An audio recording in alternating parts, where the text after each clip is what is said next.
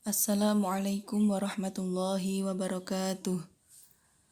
Baik anak-anakku kelas 4 yang soleh dan solihah, bertemu lagi dengan Ustazah Yumna pada mata pelajaran Mabati Fikih kelas 4.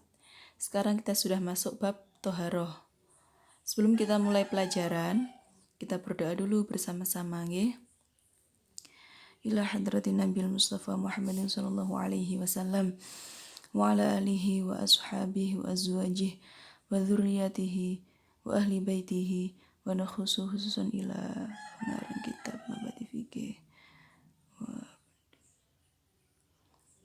Lahumul Fatihah.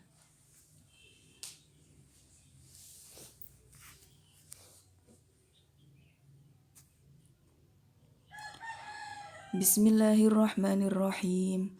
Qala al-muallifu rahimahullahu ta'ala wa nafa'na bihi wa bi ulumihi wa amadana bi asrarihi fid daraini amin amin ya rabbal alamin. Langsung saja ya anak-anak, kita bahas bab Toharoh. Yang pertama yaitu pengertian nopo toharoh niku. Jadi secara bahasa toharoh itu artinya bersuci. Bersuci dari nopo? Bersuci dari najis atau kotoran. Duga kotorannya berwujud maupun yang tidak berwujud. Kotorannya ketok maupun yang tidak ketok. Nopo enten toh kotorannya enggak ketok? Enten. Kotorannya goib alias tidak bisa dilihat. Lah contohnya niku pipis apa air kencing di lantai yang sudah kering itu namanya kotoran yang tidak berwujud, itu tetap najis. Kemudian secara istilah toharoh adalah menghilangkan hadas, najis serta kotoran dari tubuh yang menyebabkan tidak sahnya ibadah menggunakan air atau tanah yang suci. Itu pengertian toharoh secara istilah. Contoh kegiatan toharoh nopo? Contohnya nopo? Itu saman lakoni bendinten nggih. Yang pertama adalah istinja. Istinja adalah artinya cebok atau cawi. Yang kedua wudu. Setiap saman mau sholat pasti akan wudu agar sholatnya sah ya. Kemudian yang ketiga mandi dan yang keempat tayamum. Di situ ada 4 contoh toharoh, contoh kegiatan toharoh atau contoh kegiatan bersuci, yaitu istinja, wudu, mandi, dan tayamum. Kita lanjutkan. Yang kedua adalah alat atau perantara bersuci. Carane bersuci damel nopo, alate nopo, ben bersucinya sah. Yang pertama yaitu air. Ini umum alat bersuci yang paling sering digunakan atau yang utama digunakan yaitu air. Wudu, mandi menggunakan air. Istinja menggunakan air. Yang kedua adalah debu. Loh, debu niku bledug. Loh, saged to bersuci damel debu? Loh, saged. Namanya apa? Tayamum. Jadi bersuci menggunakan debu itu namanya tayamum.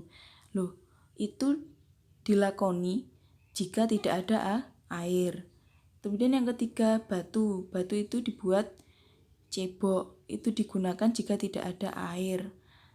Cewoke gawe watu. Yang keempat sama kulit binatang dan yang terakhir sabun. Lanjut pembahasan ketiga yaitu pembagian air. Nah, di sini dibahas supaya kalian memahami air yang bisa digunakan untuk bersuci itu air yang seperti apa. Air yang sah digunakan untuk bersuci itu air yang bagaimana. Lah kita bahas sekarang membahas tentang air. Air itu dibagi menjadi 4 macam. Yang pertama, air suci dan mensucikan.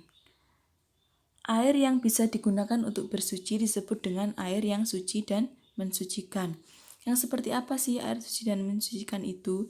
Yaitu setiap air yang turun dari langit atau keluar dari bumi yang tidak terkena najis dan belum digunakan untuk bersuci itu namanya air suci dan bisa mensucikan.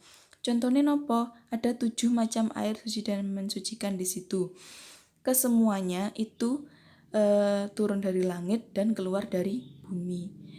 Air embun, air hujan, air sumur, air salju, air sungai, air laut dan air telaga. Ya. Yang kedua, pembagian air yaitu air mutanajis. Apa itu air mutanajis? Air mutanajis adalah air yang sedikit yang kejatuhan najis.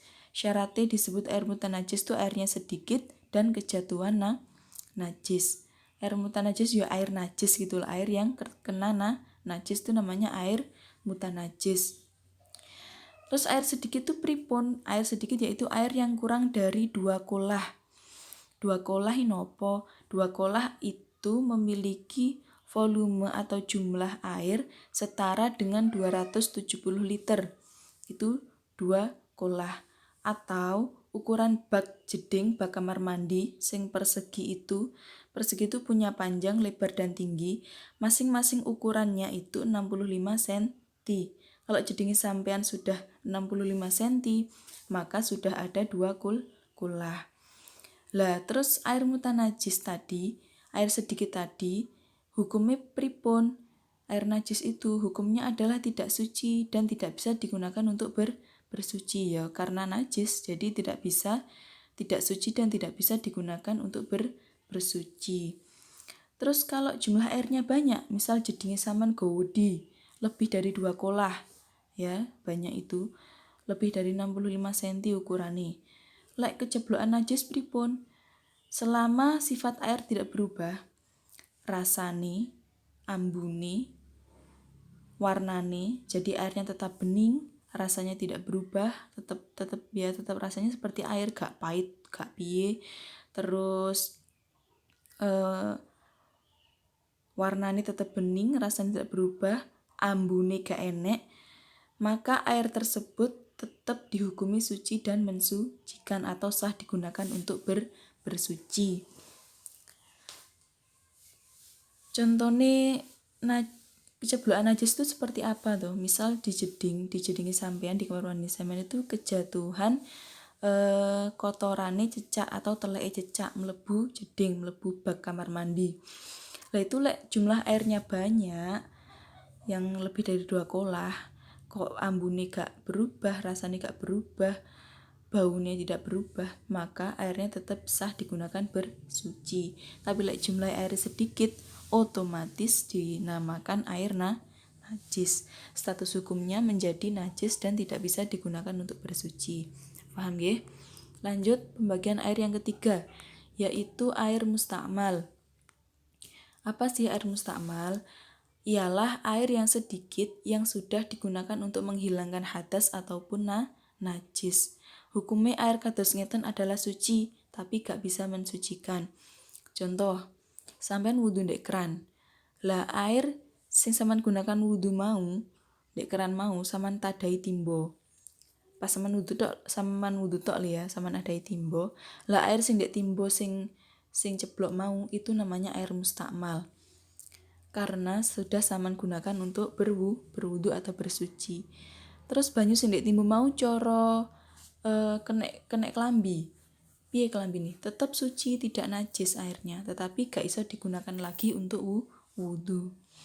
Tapi lek ndek jedingnya gawedi misal, jedingnya gawedi lebih dari 2 kolah tadi, saman wudune langsung ndek jeding, tidak saman cidui, langsung di jeding, langsung nggih tangan. Itu airnya tidak mustakmal karena lebih dari 2 kolah. Karena syarat mustakmal adalah air yang sedikit yang sudah digunakan untuk bersuci. Tapi lek airnya banyak, saman gawe bersuci, airnya tetap dihukumi suci dan mensucikan. Saman gunakan lagi nanti tidak apa-apa. Kemudian terdapat contoh dari air yang dihukumi suci tapi tidak bisa mensucikan, tapi bukan masuk kategori air mustakmal. Contohnya air kopi, air teh, air susu. Itu dihukumi suci tapi gak iso mensucikan. Lek air kopi tadi kutah ning ngone bajune sampean, saman tetep bajuke tidak najis, bisa digunakan untuk sholat. Tapi saman bersuci nggawe air kopi tidak bisa, karena air kopi tidak bisa mensucikan. Paham ya? Yang terakhir yaitu air musyamas. Apa ya air musyamas? Air musyamas yaitu air yang terkena panas matahari. Contohnya nopo? Air yang ditandon. Di rumah saman misal ada tandon. Tandon itu tempat penyimpanan air. Itu kalau siang, kalau panas, itu airnya pasti terkena sinar matahari dan panas. Lah itu namanya air musyamas. Karena airnya terkena sinar matahari, airnya panas. Status hukumnya pripun? Ya suci dan mensucikan, tetap bisa digunakan bersuci, tetapi lek saman gunakan hukumnya makruh. Ayo apa makruh? Kemarin sudah dibahas. Makruh itu jika sampean menghindari untuk melakukan maka sampean dapat pahala. Lek iso yo gawe banyu sing gak anget atau sing gak panas kena matahari, lek saman gunakan ndak apa-apa, nggih. Alhamdulillah kita sudah selesai membahas tentang toharoh atau bersuci. Semoga bisa dipahami ya. Kemudian di sini ada latihan soal. Ini yang penting. Latihan soal di sini ada 5 soal. Soal beserta jawaban dikerjakan di buku tulis ya. Nanti yang sudah selesai dikirim ke Ustazah Yumna. Alhamdulillahirrabbilalamin. Kita sudah selesai membahas tentang toharoh. Semoga anak-anak semua bisa memahami sedikit penjelasan dari Ustazah Yumna. Jika ada pertanyaan, ada yang kurang paham bisa ditanyakan langsung lewat Japri atau WA. Sekian pembahasan kali ini. Semoga bermanfaat. Jika ada salah, Ustazah mohon maaf yang sebesar-besarnya. Wallahu a'lam bishawab. Wassalamualaikum warahmatullahi wabarakatuh.